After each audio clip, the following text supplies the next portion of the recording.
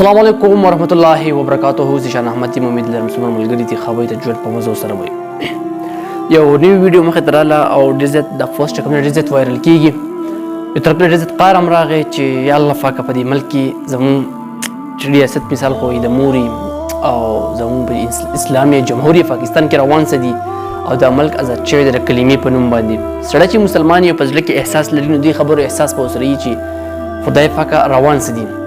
یو طرف ته خو چې کوم دی مونږ په الله سره باندې غلط کارونو پسې ډېر زیات بحث چې څومره یې مونږ ګرځو څومره غلط معاملې ریپ معاملې زموږ د پښتنو څومره وشي تاسو په لږ ټیم کې ولیدې.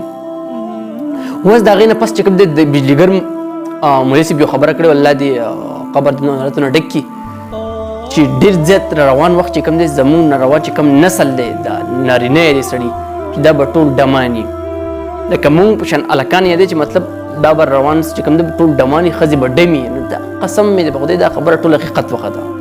نو ډمان خو لا پرېږده خو مونږ د ډمان نه هم ډېر زیات ورغوښتي خلک وي.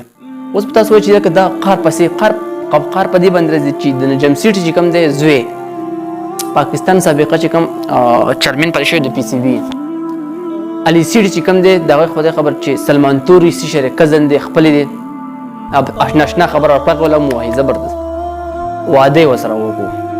الګ په لیکي د الګ سره به واده کوي. دا موږ ته اسلام د اجازت راکوي د اجازت نیکه درکړی دی د هغه پلار درکړی دی د هغه مور ویلي چې سړي سره واده وکړه.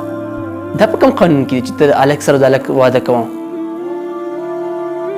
د الله عذاب د پیمه ښکاره دعوت ورکول دي د الله عذاب له قسم مې دی په خدای کو په مونږ کې هغه ویر او دا صحیح چې لکه دا کار کوم دا کار څنګه دی څنګه نه دی.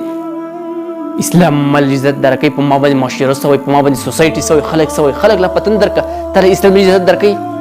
ته بل الله څه جوړ کړي د نارینه او د زنانه مطلب د پیدا سره پرې دنیا کې اول خو مونږ په لسانه باندې ودونه کوو غلط چیزونه پسې ګرځو غلط په احش څومره یې هغه کو ریپ معاملې کو ځان بدنامو خپل ارسله کار ګورو. وست نجم سیټ یو لویه بلا ده چې د دې ویلي کې علي سیټي خدای خبر چې د سلمان تور څوک دی چې د هغې سره چې کوم دا زه نه پوهېږم چې دا خبره فیک ده حقیقت ریالټي پکې شته چونکې دې شته د الګ سره به الګ واده کوي مطلب میل ټو میل.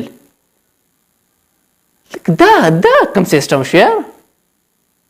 ولې ښځې کمې شوي دي په دې معاشره کې پاکستان کې ښځې چا ته په دې لګي چې په ګوتونو نه باستلي دي اسمان ته ختلي دي چې ښځې نشته اکاونټ سره واده کول. دا کوم یاره دا خو خدای یقین وکړه د الله عذاب له دعوت ورکول دي. ډېر د افسوس مقام دی خپل رای په کمنټ کې شیر کړئ چې مطلب دا خبره څومره حقیقت ته او دا کم کار کو کړی مې نو دا څومره حقیقت دی څومره صحیح دی څومره په دې باندې په خپله پوهېږي. تر بله ویډیو خپل ورزشان الله عزت د لوی الله په امان.